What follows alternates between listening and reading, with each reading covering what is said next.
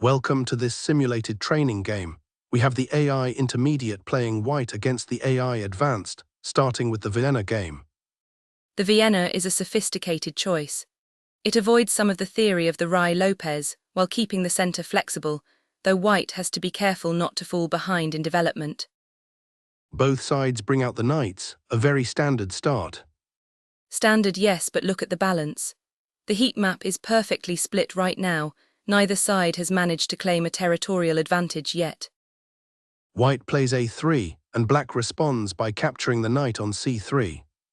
That's a calculated decision. Black gives up the bishop pair to create doubled pawns for white, permanently weakening the c-file.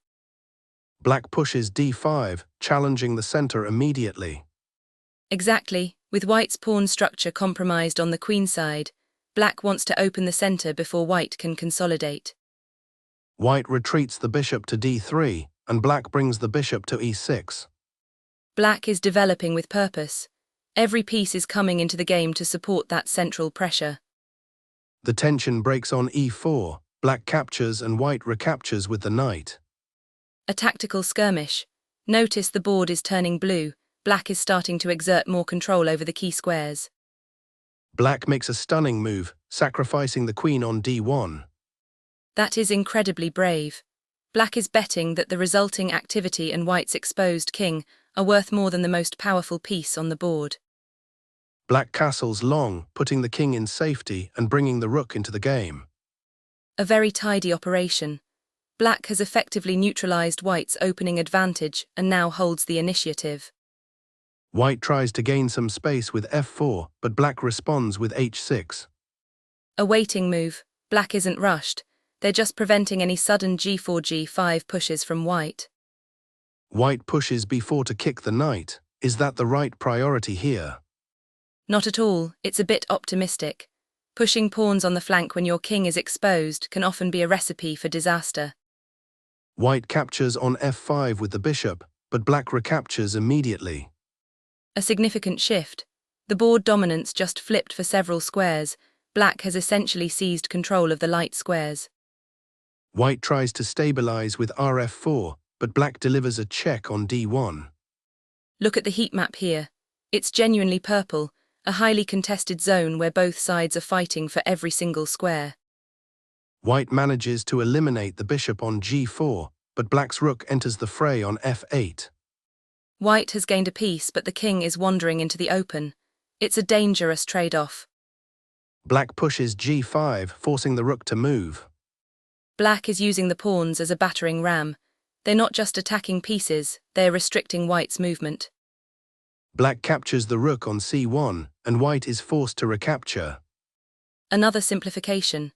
By trading rooks, black reduces white's counterplay and brings the game closer to a winning endgame. White tries to create a passed pawn with e6, but black's king moves to d8. White is trying to be tricky, but the e6 pawn is more of a target than a threat at this stage. White checks on d7, and black's king captures the pawn on e6. The king is now centrally located and active.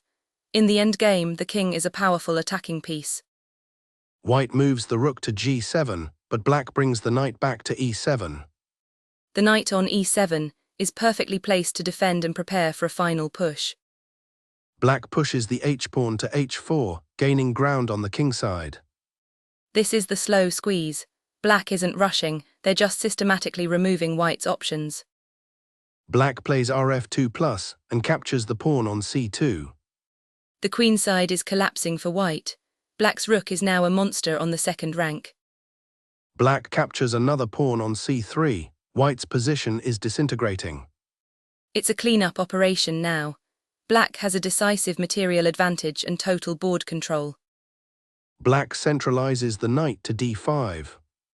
White is just delaying the inevitable at this point. There's no real plan left to execute. Indeed, white tries to activate the rook with rc8, but black maneuvers the knight to e6. The knight is shifting to support the final promotion. It's a masterclass in patience. Black's rook moves to b3, keeping an eye on the a-pawn.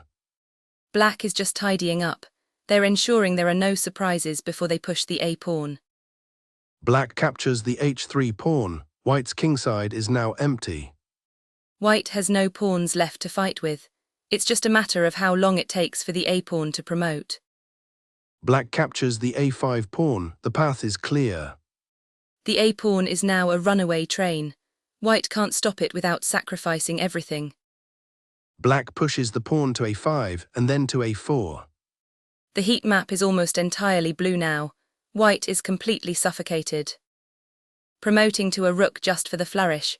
A ruthless finish to a dominant performance.